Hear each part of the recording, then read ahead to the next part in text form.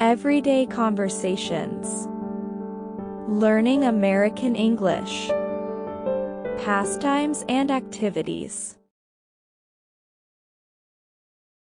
Pastimes and activities. How old are you? I'm really excited for Aunt Mary's surprise birthday party this afternoon. Aren't you? Yeah, how old is she? She'll be 55 on May 14th. Wow, I didn't know that my mom was older. She's going to be 57 on September 2nd. Anyway, Aunt Mary's going to be so surprised to see us all here. I know, but we still have to get all the food set up before she gets here. Okay, we're all ready now. Shh, she's here. Surprise! Language notes. I'm really excited. Notice the emphasis on really. Really is used to emphasize the adjective excited here. Birthday party. Notice that the normal stress for a compound noun falls on the first element of the compound. Aren't you? This negative tag is used to show that the speaker expects a positive answer. Patty assumes that Susan is also looking forward to the party. She'll be 55. Notice that 55 is stressed here. This detail answers the question, how old is she? 14th. Notice that we use the th for ordinal numbers starting with 4, but first, second, and third. The stress is on the second syllable, 14th. Compare this with 40th. She's going to be. Notice how this is pronounced like gonna be. Instead of 4 syllables, going to be, there are 3 syllables, gonna be.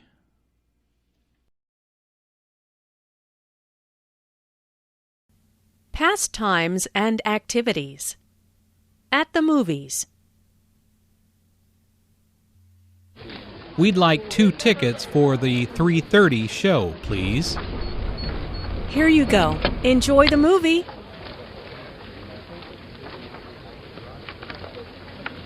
Would you mind moving over one so my friend and I can sit together? No, not at all. Thanks a lot.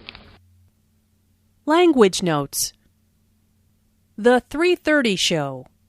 Movies are shown at different times throughout the day. This refers to the movie that starts at 3:30. Notice the emphasis on 3:30. Enjoy the movie. Notice how the intonation rises on movie. This is said in a friendly way and is followed by an exclamation point. Would you mind is a polite way to ask, can you do something for me? Notice the verb ends in ing. Compare this structure to would you mind if I plus a verb that ends in ed. Would you mind if I opened the window? Moving over one. Here, one is short for one seat. No, not at all is a way of saying, no, I don't mind, or I will be glad to. Notice the answer to would you mind is in the negative form. Pastimes and activities. What are you good at? So, what should we do? Well, I like to do arts and crafts, and I'm really good at drawing. What do you think? How about playing a board game? That'd be more fun. Okay, let's play Scrabble. I'm really good at spelling, too. Oh, yeah? We'll see about that. Language notes. So, notice how the O sound is drawn out here, combined with the intonation which shows boredom. I'm really good at. Really means very and is used to emphasize good. It goes before the adjective. What do you? Notice the pronunciation here. It sounds like what'ya. Is used to show that the speaker is thinking. It is also used to show that the speaker disagrees with an idea. How about is used to make a tentative suggestion. The speaker is introducing an idea and doesn't want to sound too strong. Let's is used to make a strong suggestion. The speaker feels confident about the plan. Oh yeah? We'll see about that. Oh yeah is used in a joking way to show a bit of friendly competition. Notice the emphasis on that, which refers back to good at spelling. Pastimes and activities. What's your favorite sport? What time is that soccer game on? I thought it started at noon. We must have had the wrong time. Oh well, soccer's not my favorite sport anyway. I much prefer basketball. Oh really? I thought your favorite sport was tennis. I'm a big fan of basketball too. How about a game sometime? Sure thing. Why don't we go shoot some hoops now, since the soccer game isn't on? Excellent idea. Let's go. Language notes. What time is that soccer game on? Means, when does the soccer game start? What time plus something plus on is a common expression used to ask about the start time of a TV show or a movie. I much prefer basketball. Here means I like basketball a lot more than soccer. Notice how much is stressed to show that the speaker really likes basketball. Oh, really? Notice the rising intonation on really. This shows that the speaker is surprised. He thought that Jack liked tennis the best. I'm a big fan of basketball is a way of saying I like basketball very much.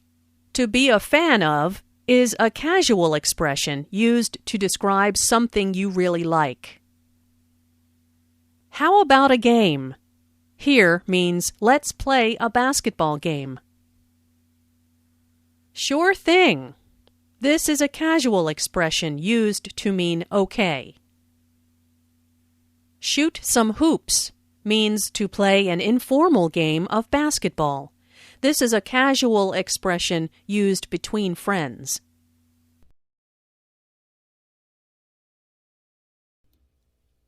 Pastimes and activities. A night at the theater. What a fantastic performance! Thank you for inviting me to the musical. You are welcome. I'm happy you enjoyed the show. The choreography of the dancers was incredible. It reminds me of when I used to dance.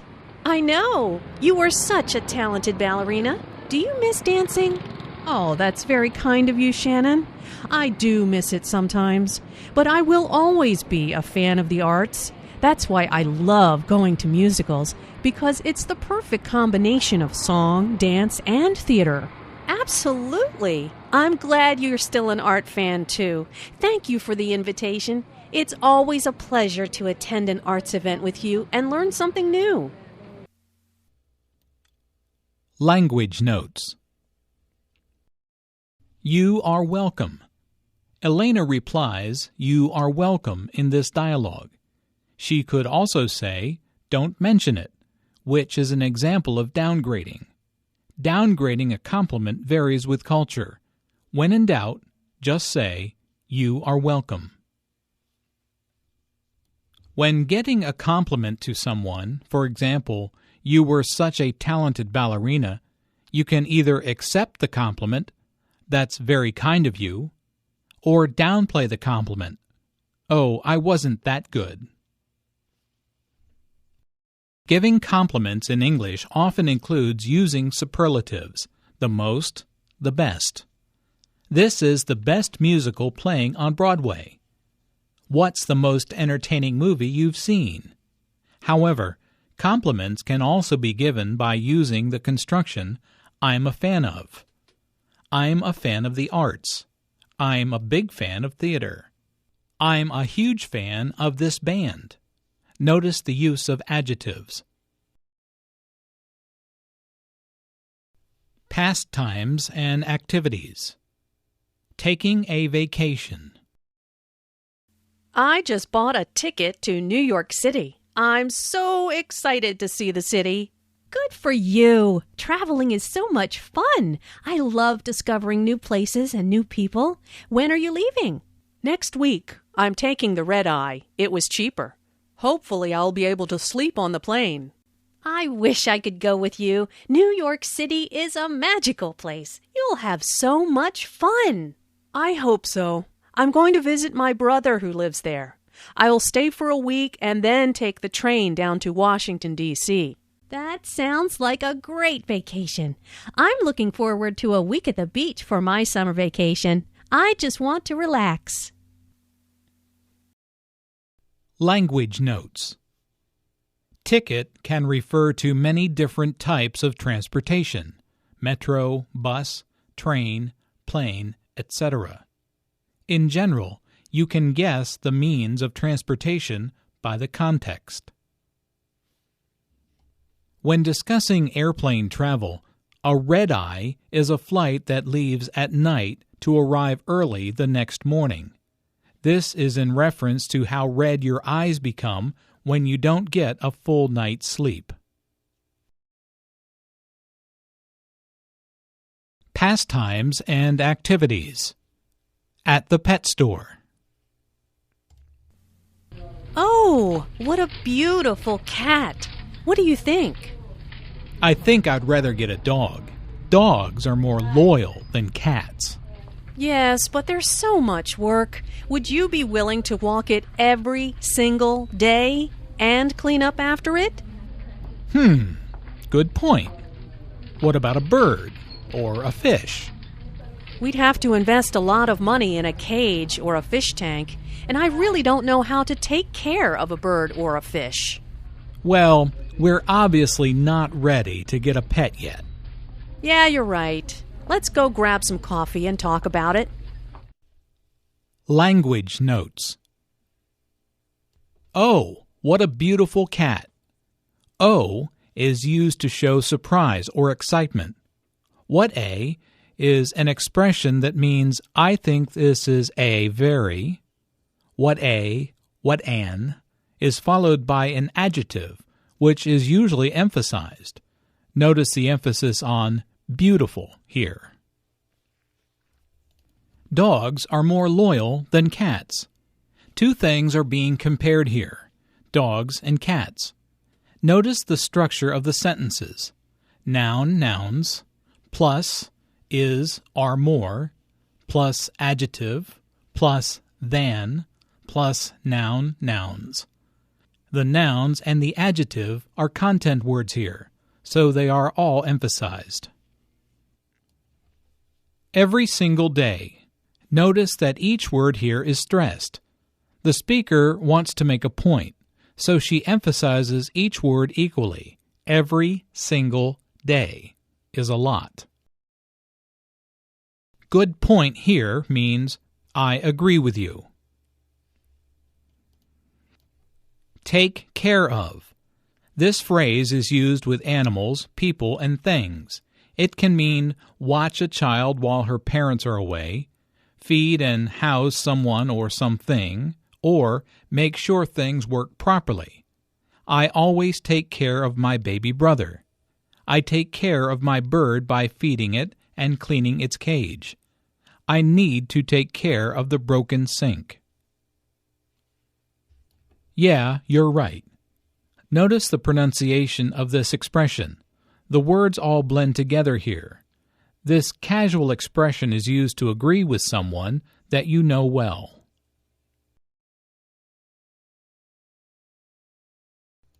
Pastimes and activities.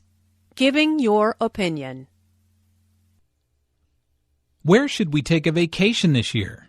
Let's decide soon. Well, I'd like to go somewhere warm. How about the beach? Or we could rent a cabin on the lake. You want to go to the beach again? I want to ski this winter. How about a compromise? What about traveling to the Alps in Europe next April? We can find a ski resort on a lake. Oh, we've never been to Europe before, but I don't know if it will be sunny and warm then. I need to do some research first. That will help me make up my mind. Language notes. Decide is a useful verb to express choice. The idiom to make up my mind also means to decide. There are so many choices in this menu, it's going to take a while to make up my mind. Decide. You can finish the sentence with either the idiom or the verb decide. How about? This phrase presents an alternative. This phrase can be followed by a subject plus a conjugated verb or by a noun. How about we go swimming? How about a movie tonight?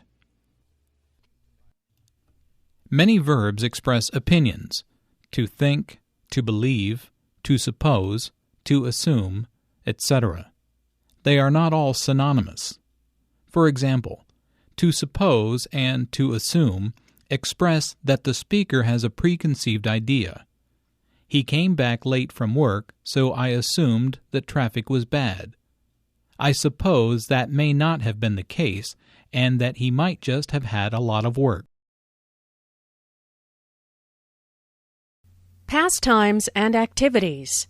Hobbies. I'm so happy this week of midterm exams is finished. Same here. I'm looking forward to relaxing in the mountains this weekend. I've planned a little hike in the woods, and I'm going to take a canoe trip down the river if the weather cooperates. Oh, fun! I'm going to Michigan. I'm taking my camera because fall is coming fast. The leaves are already turning all shades of red and orange. It will be awesome. Next time you go there, I'll join you. I've heard Michigan is a great place to go canoeing. Language notes. Midterm. Students at universities in the United States often take exams mid-semester, around October or March of every year. These exams are called midterms. Exams at the end of the semester are called finals or final exams and are usually in May. Gonna is a colloquial form of I'm going to. Other similar constructions include wanna, want to, or have to. These are examples of transcriptions of spoken English and should not be used in a formal context. Some of these examples are now seen in text messages as a means of shortening sentences. Awesome is a colloquial way of saying excellent, cool, great. Last night's rock concert was awesome. Pastimes and activities. Weddings. Doesn't the bride look beautiful in that wedding dress? Yes, she looks amazing, and the groom is so romantic. I just heard the story of how they got engaged. He proposed to her during a candlelight dinner in London. Did you know that was where they went to school? Oh, wonderful. And the honeymoon, what a great idea. Most people just go to the beach for a week after they tie the knot. But they plan on heading to California and cruising the coast on their motorcycle. Really? What a fantastic idea. This is by far the best wedding I've ever been to. Language notes. Doesn't. When you have a negative question, the expected answer is yes. As such, it expresses the exact opposite of what is being conveyed, i.e., the bride does look absolutely beautiful. Listen to the stress on honeymoon. There are 3 syllables in honeymoon, with a stress on the first syllable, honeymoon. This content word is culturally important, so it's emphasized. It means a trip or vacation taken by a newly married couple. Tie the knot is an informal way of saying get married. Can you find and explain the two usages of just in this dialogue? Just is an adverb that can be used in two different ways. A. To indicate a very recent past. I just heard the story. When used to convey time, just is commonly used with a simple past verb because the action is complete. Sometimes it can also be used with the present perfect. He's just finished writing a book. B. To indicate contrast or emphasis. Most people just go to the beach. In that case, just can be replaced by simply and emphasize the word it relates to, a verb, adjective, or other adverb, by denoting contrast. Compare the following sentences. They just got married yesterday. Adverb of time. The wedding reception was just wonderful. Adverb of emphasis.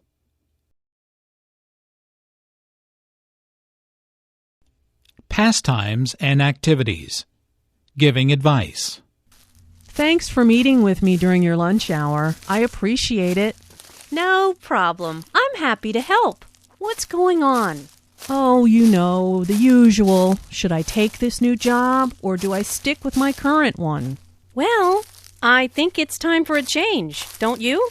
They pay you late, and you are unhappy. Do you really think so?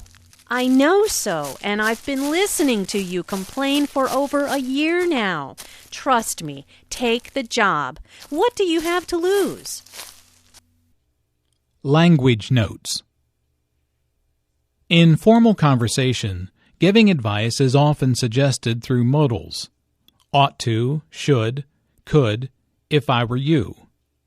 In informal conversations, people tend to use words such as I think that, I feel that, in my opinion. Listen for the emphasis on I know so and trust me. These common phrases can be used to convey both positive and negative emotions. I know so conveys a deep belief or certainty. To know shows more certainty than to think. Notice the use of command forms. Take the job. Trust me. Go for it. The command form can be used to gently persuade someone.